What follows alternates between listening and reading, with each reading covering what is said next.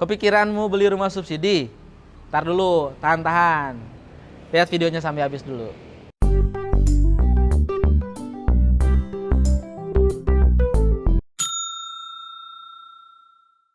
Halo teman-teman, ketemu kembali dengan saya, Fahmi dari Property. Kali ini kita akan membahas bahasan yang sangat menarik ya, terkait tentang salah satu skema pembelian rumah, yaitu KPR gitu ya. KPR ini ada jenisnya apa aja sih? Ya, kita akan fokuskan sekarang pembahasan untuk membahas perbedaan antara KPR subsidi dan KPR komersil. Ya, yang pertama adalah dari jenisnya kita lihat. Karena subsidi ini KPR yang sudah ditentukan oleh pemerintah, maka jenisnya hanya ada 3 buat yang KPR subsidi. Yang pertama adalah FLPP. FLPP ini adalah fasilitas likuidasi pembiayaan perumahan, ya. Yang kedua adalah SSB. SSB itu adalah subsidi selisih bunga. Yang ketiga adalah SBUM. SBUM itu adalah subsidi bantuan uang muka, kayak gitu. Adapun untuk yang komersil, kalau secara umum kita lihat memang ada 2 jenis ya buat yang komersil ini. Ada yang syariah, ada yang konvensional, gitu kan. Itu perbedaan dari banknya masing-masing. Walaupun memang di dalam banknya masing-masing biasanya ada beberapa program masing-masing yang diadakan kayak gitu. Jadi itu dari segi jenis perbedaannya ya. Yang kedua adalah dari peruntukannya. Untuk yang peruntukan KPR subsidi itu sudah dibatasi dengan sangat jelas dalam peraturan pemerintahan. Jadi untuk yang subsidi ini diperuntukkan hanya untuk orang yang memenuhi 2 kriteria. Yang pertama adalah penghasilan keseluruhan, misal sudah menikah nih suami istri, atau masih single suami, atau sendirian perempuan, itu maksimalnya penghasilannya adalah 8 juta rupiah. Yang kedua, dan ini merupakan rumah pertama yang dibeli ya. Rumah pertama dan berpenghasilan maksimal 8 juta rupiah. Ini untuk peruntukannya. Kalau yang komersil bebas. Penghasilan berapa semakin besar ya otomatis semakin bagus, karena Anda akan mendapatkan nilai plafon. Plafon ini nilai pinjaman atau nilai KPR gitu ya, yang semakin besar gitu ya. Semakin besar penghasilan semakin bagus kayak gitu. Jadi tidak ada batasan untuk peruntukannya ya, untuk semua pihak gitu ya. Walaupun memang ada beberapa kriteria dibahas, misalnya harus kalau untuk komersial rata-rata harus sudah pegawai tetap gitu kan. Ya harus siap juga uang muka, karena bank rata-rata mensyaratkan lumayan besar kayak gitu. Itu ya untuk poin kedua terkait tentang peruntukan. Poin ketiga terkait harga rumah. Harga rumah subsidi itu sudah dipatok oleh pemerintahan. Harganya dari 150 juta sampai 200 juta rupiah. Itu sudah dipatok. Dan itu juga tergantung daerahnya masing-masing. Kayak di Jabodetabek. Jabodetabek itu dipatok harganya berapa? Maksimal 168 juta buat di sekitar Jabodetabek gitu ya. Daerah lain punya spesifikasi masing-masing. Sudah dibagi oleh pemerintah menjadi 5 kategori daerah untuk yang harga batas maksimalnya kayak gitu. Adapun komersil, nah ini nggak ada batasan harga. Mau biasanya sih harganya ya kalau semurah-murahnya ya di atas 200 juta rupiah lah gitu ya. Kalau yang setinggi-tingginya tergantung spesifikasi gitu ya. Semakin mewah, semakin berkelas, semakin berkualitas, otomatis harganya semakin tinggi, dan itu nggak ada batasannya kayak gitu. Perbedaan yang keempat dalam spesifikasi rumah.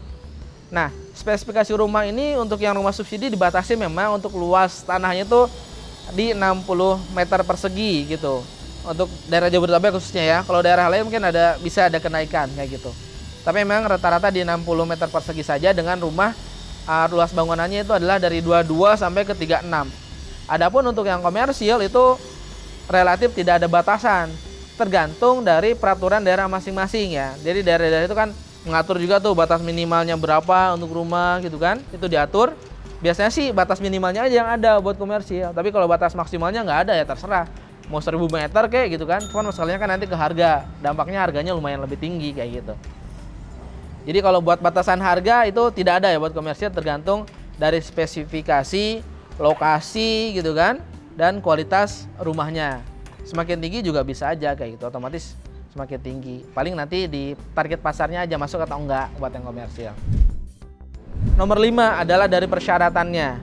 Kalau untuk yang KPR komersil itu sebenarnya persyaratan umum di KPR saja. Biasanya kan ada data pribadi, KTP, NPWP, KK, buku nikah, surat keterangan bekerja, slip gaji gitu kan. terus ada lagi rekening koran gitu kan. Itu paling secara umumnya itu. Nah, kalau buat subsidi ada tambahannya. Biasanya ada keterangan dari RT RW terkait tentang berpenghasilan minim gitu kan. Terus juga ada beberapa form khusus emang yang harus diisi dan dilengkapi untuk KPR subsidi gitu ya. Jadi terbatas ya, karena emang ada beberapa persyaratan yang harus dilengkapi. Jadi mungkin akan sedikit lebih ribet ya untuk yang KPR subsidi. Kalau yang komersil lebih simple gitu ya dan lebih sederhana kayak gitu. Perbedaan yang keenam adalah dari kondisi rumah yang keenam ya. 6 ya. Perbedaannya adalah dilihat dari kondisi rumah. Kalau untuk rumah subsidi memang di sana rumahnya harus ready. Rumahnya udah siap, udah terbangun, udah siap huni. Itu untuk rumah dengan skema KPR subsidi gitu ya. Adapun untuk komersil, nah di sini ada boleh membeli dengan skema inden. Inden ini rumahnya belum dibangun, baru tanah kosong gitu kan, itu boleh. Ya kan di sana anak-anak tuh bisa layouting sendiri, bisa menentukan spesifikasi, bahkan menaikkan spesifikasi material juga boleh gitu ya. Beberapa developer membolehkan tuh buat naikin materialnya, karena kan rumah buat jangka panjang ya kayak gitu ya. Jadi kan kita kadang-kadang ingin kualitas bagusnya. Kalau yang disubsidi itu udah dipatok gitu ya. Bangunannya udah jadi, udah siap huni, ya udah langsung ditinggalin. Kalau komersil ya itu bisa inden. Anda bisa beberapa penyesuaian gitu ya, sesuai dengan kebutuhan dan keinginan Anda. Lanjut lagi dari terkait jenis bangunan. Nah, itu terkait masalah kualitas. Yang ketujuh ya.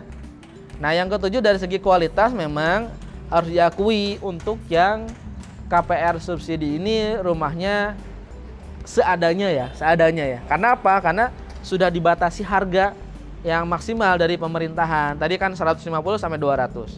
Otomatis dengan harga segitu, developer harus memutar otak tuh gimana caranya bisa ngebangun rumah dengan harga segitu.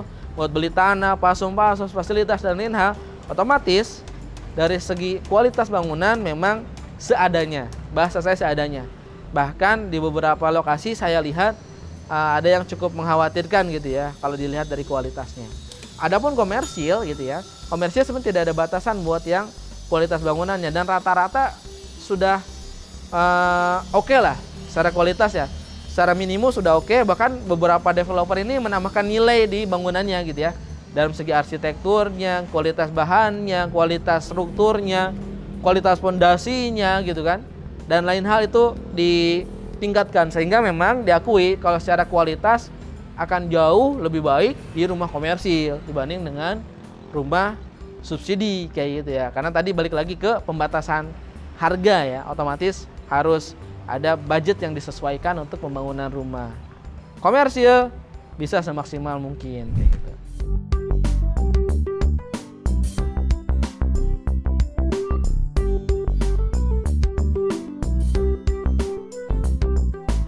Perbedaan yang ke-8 adalah dari lokasi. Kembali lagi ke batasan harga tadi. Karena ada batasan harga tersebut, otomatis developer harus mencari tanah dengan harga yang sesuai. Pada umumnya harganya adalah maksimal di Rp150.000. Bahkan beberapa developer mematok di Rp100.000.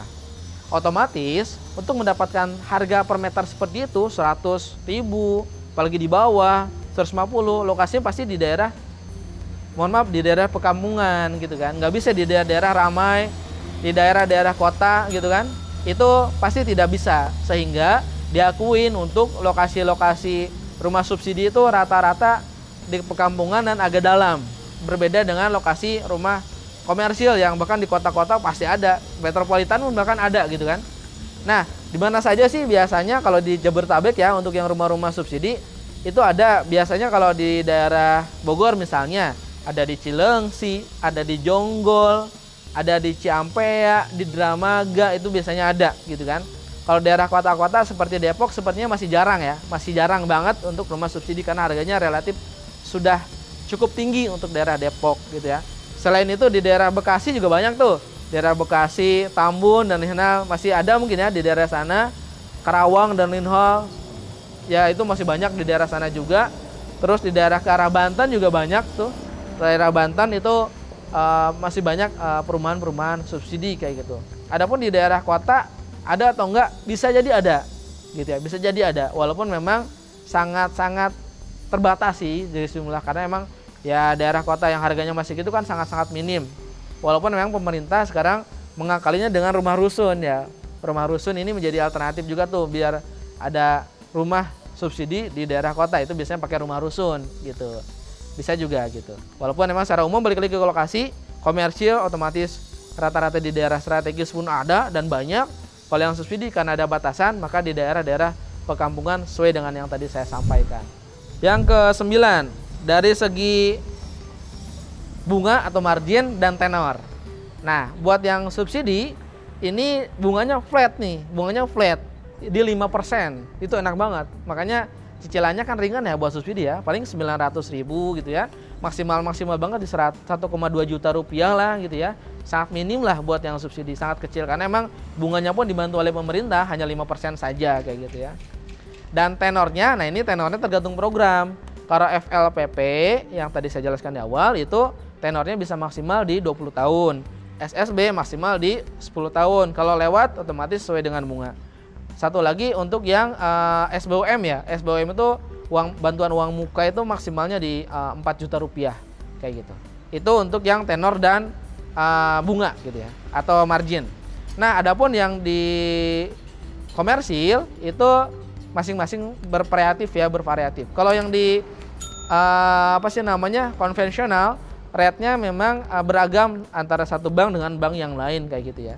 Kalau umumnya sih, kalau yang konvensional itu rata-rata di 8%-an di cicilan awal, 8%-an cicilan awal. Nanti udah tahun ketiga atau keempat itu biasanya akan menyesuaikan dengan suku bunga ditambah 5% biasanya.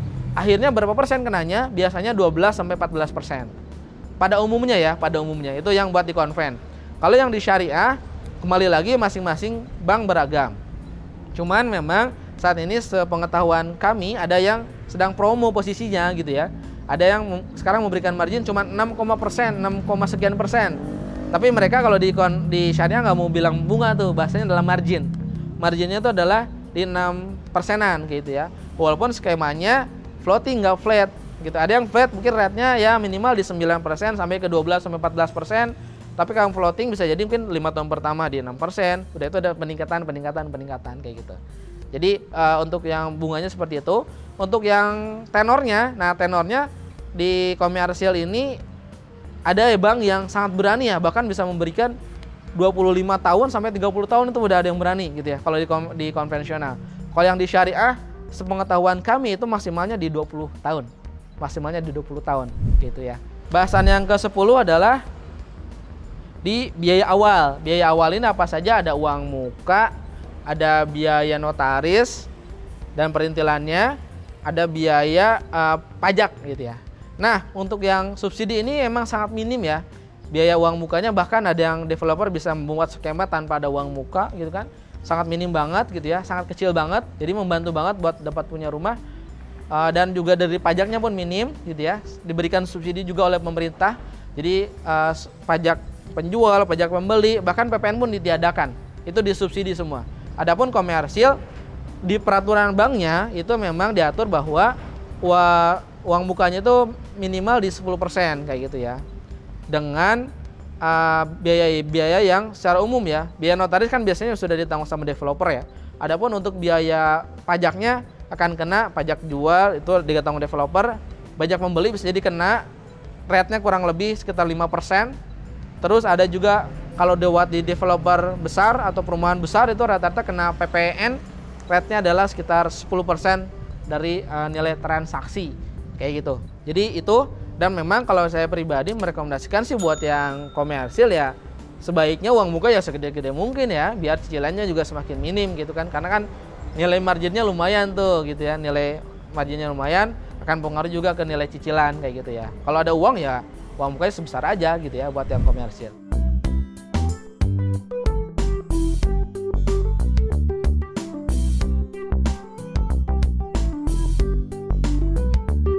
Itu dia 10 perbedaan KPR komersil dengan KPR subsidi. Adapun rekomendasi dari saya apa?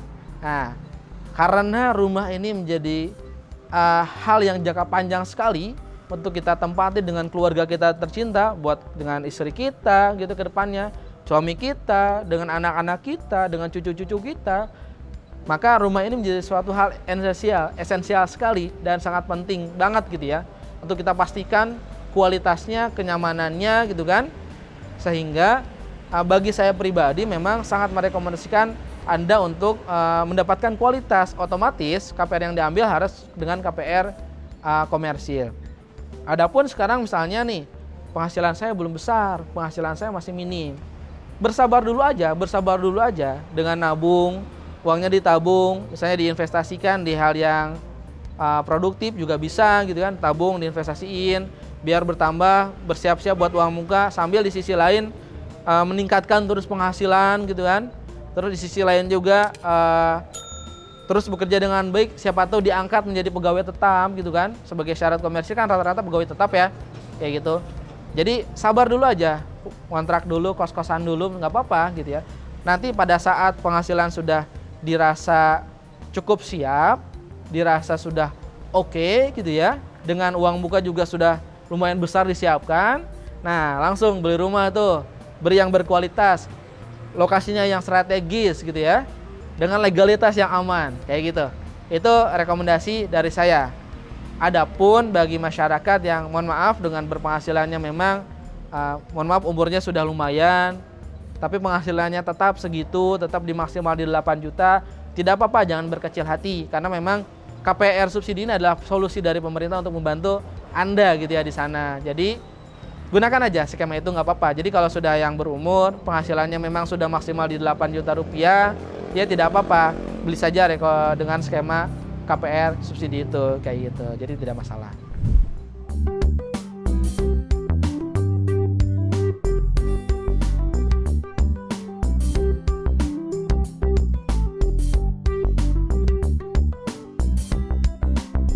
Itu dia video untuk kali ini.